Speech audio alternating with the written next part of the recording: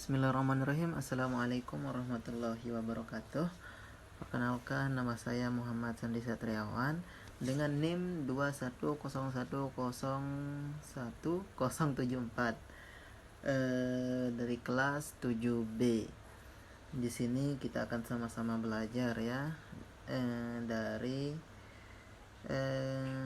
bahan ajar yang telah saya buat, dan kita akan membahasnya bersama-sama ya.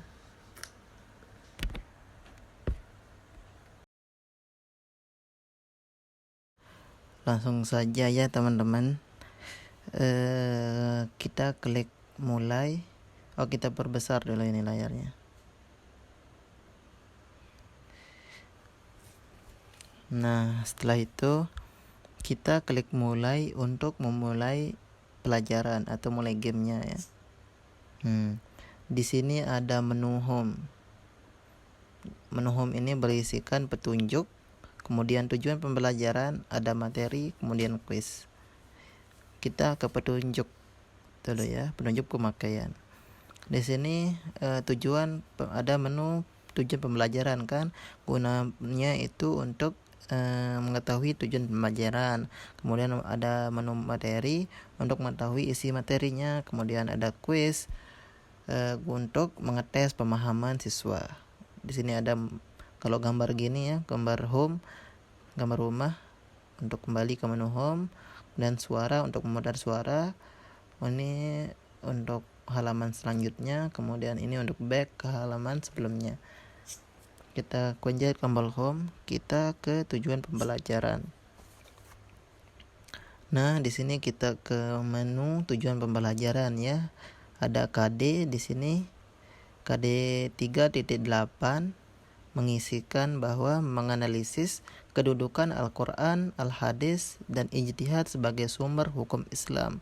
Kemudian IPK-nya 3.8.1 yaitu meyakini kedudukan Al-Quran, Al-Hadis, dan ijtihad sebagai sumber hukum Islam. Kemudian ada selanjutnya 3.8.2 memahami dan mengamalkan ajaran Al-Quran, Al-Hadis, dan ijtihad dalam kehidupan sehari-hari.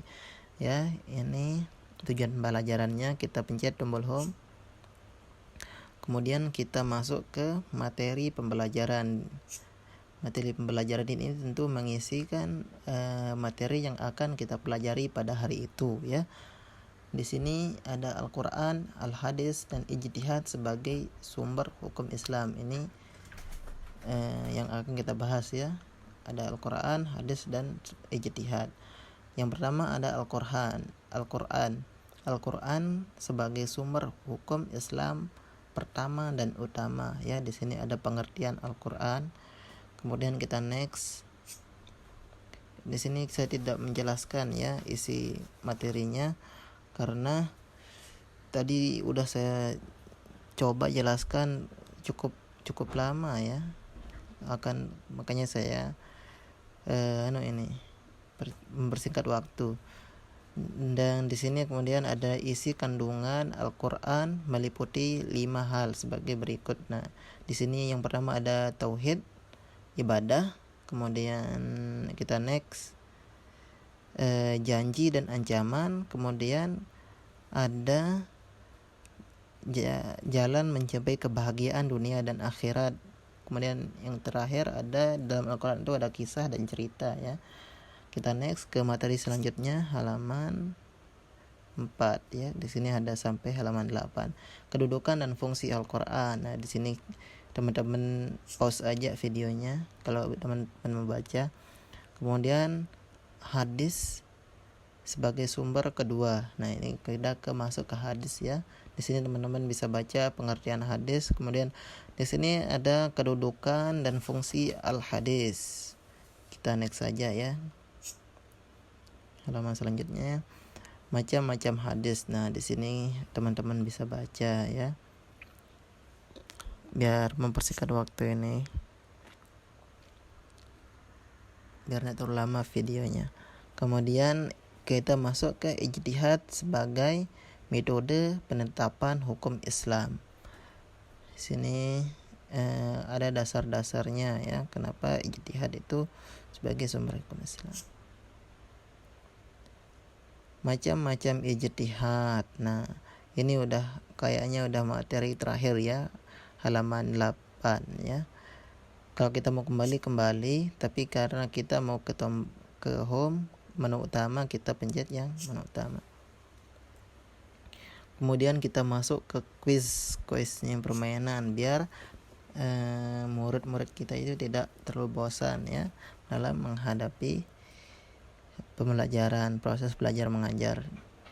Di sini ada pertanyaan yang mudah, telah saya buat cukup mudah bagi peserta didik, yaitu Al-Quran adalah sumber hukum yang pertama bagi kaum muslim. Karena, kenapa ini Al-Quran sebagai sumber hukum yang pertama?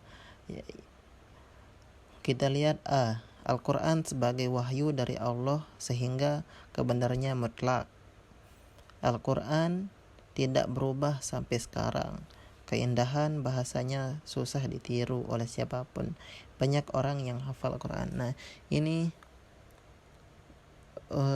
agak benar semua ya. Coba kita jawab yang D dulu. Salah. Kemudian kita kembali. Apakah coba C ya? Salah juga.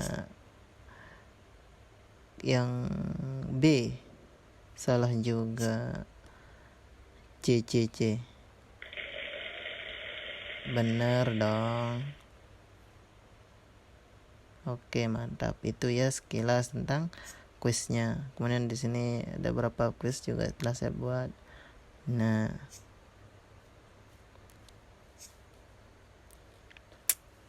begitulah kira-kira cara belajar menggunakan bahan ajar ini. Ini tuh bersifat interaktif ya. Bersifat interaktif agar siswa bisa belajar sambil bermain ya, biar tidak bosan dalam belajarnya. Mungkin ini saja yang bisa saya sampaikan. Terima kasih atas waktunya. Thank you, syukron ala husni ihtimaminkum. Assalamualaikum warahmatullahi wabarakatuh.